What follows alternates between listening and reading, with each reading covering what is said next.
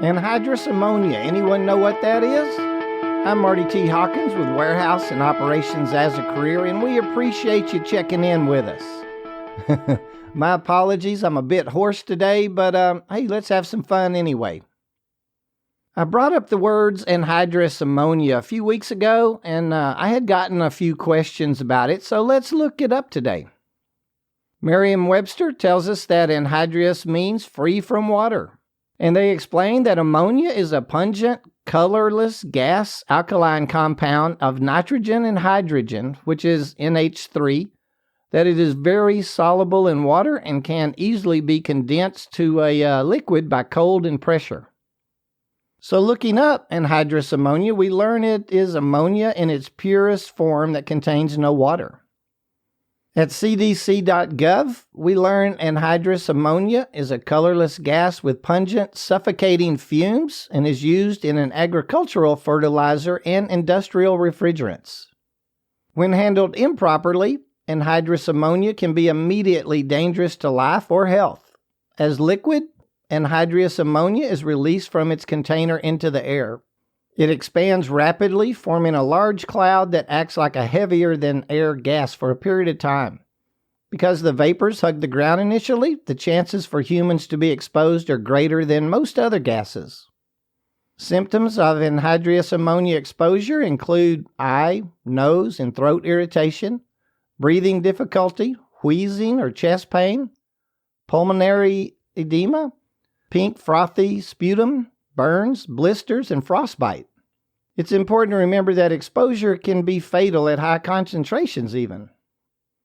My experience with it has been in the food service distribution facilities. Your larger broadlines and concept distribution centers may use it for their refrigeration systems, for their cooler and freezer vaults. If you've ever visited one of those facilities, you know that upon signing in at the lobby, they'll usually have you sign in and give you a sheet that explains that they have anhydrous ammonia, on the premises, and it will describe their evacuation procedures. Of course, it's a safe product when used properly, just one of the many things in our industry that we need to treat with, respect. I myself have had 2 run-ins with it across my career. Once a facility I was working in had been doing some work on one of the units up on the front of the cooler docks, and there was a leak. It was a small leak when bringing the unit back online. After being allowed back in the building, we had to clear all the product off the dock. I actually ended up throwing it away, really just with a abundance of caution. It ended up being only that pungent smell that triggered its disposal. It was determined that there was not really a leak after all, but some of the gas had been left in a closed-off pipe. My facility had a plan, and everyone was aware of the plan, so we'd all have been safe if there had actually been a leak. My second run-in with it was a few years later. I was asked to go to a sister company and help them clean up after they had an actual issue with it. Turns out they had a forklift driver that hit one of the pressurized ammonia lines, which triggered an evacuation. It was an actual release or spill, and all the product had to be removed and properly destroyed. It was quite an expensive mess. Anyway, when working at a facility that uses it for their refrigerations, you'll be briefed on and taught a lot about it and learn how to evacuate and stay away from it once outside. Has anyone ever seen one of those big windsocks out front or on the corners of a building? They're located in positions of sight, so you know which way the wind's blowing and you don't run into the gas while exiting.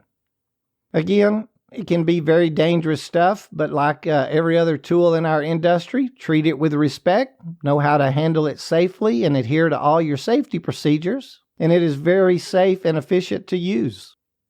So, talking about all this makes me think of our HazCom or hazardous communication training. We all remember the HazCom talks at our facilities, our orientations, right?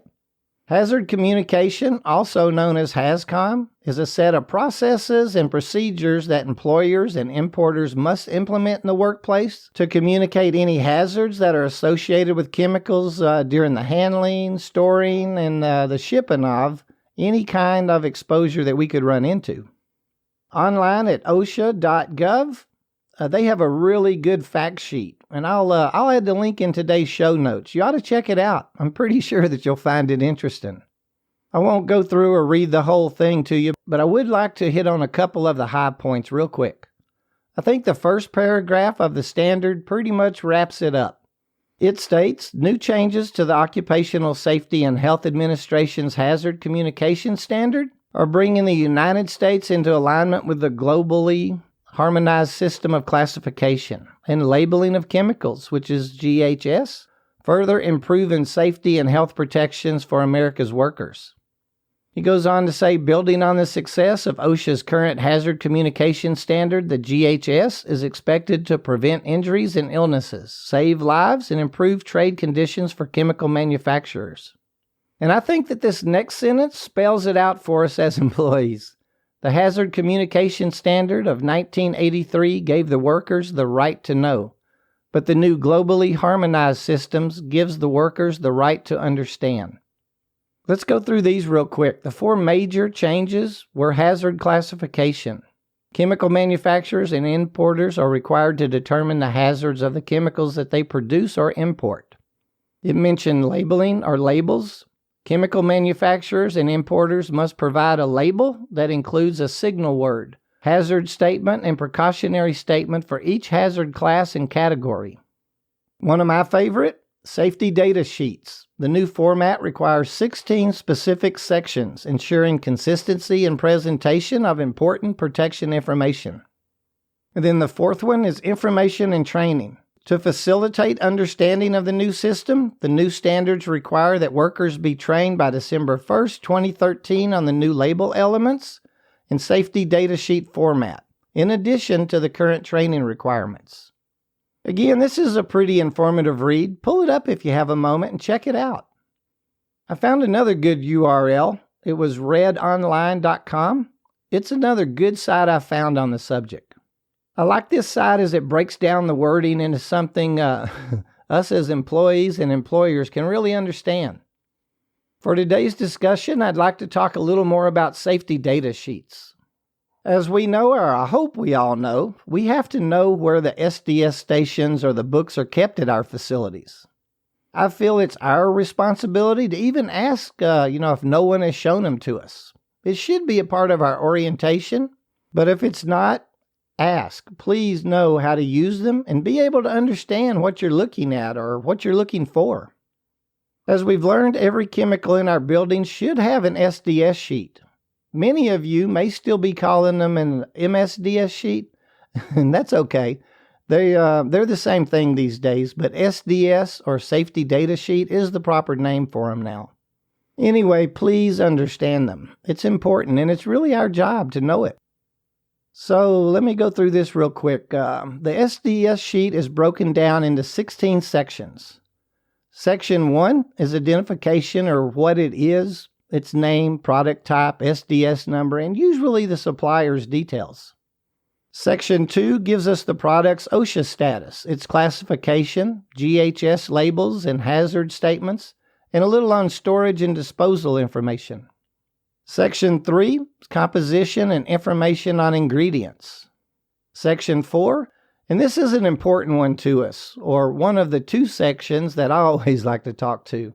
I feel we need to understand sections 4 and 8 for every chemical in our buildings. So section 4 explains all the first aid measures to us and how to handle any exposures.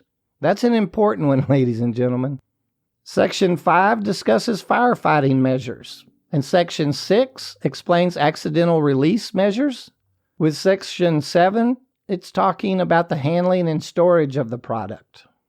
And here we are at section 8. Remember, this is an important one to us, and it covers exposure controls and personal protection. Section 9 lists the physical and chemical properties of the product. Section 10 talks to the chemical stability and reactivity. Section 11 is toxicological information. Section 12 is the ecological information. And Section 13, I think we should look at it too when we're just looking up a chemical. It's on disposal considerations. Section 14 is transport information. It gives us the DOT and TDG classifications and any transport hazard class numbers. Section 15 lists its regulatory information. And Section 16 is for other types of information. You know, our employers must make these sheets readily available to its employees. And we as associates, we really have a responsibility to know where they are located and how to use them. If you have any questions, please go ask your management. It may be you or a peer that needs them sometimes. Well, we're all out of time again. I want to thank you for checking in with WAOC today and urge you to send us an email to host@warehouseandoperationsasacareer.com if you have any comments or topic suggestions. If you're finding any value with the podcast, please share it with a friend and ask them to subscribe on Apple Podcasts, Google Podcasts, iTunes, or really just about any podcatcher out there.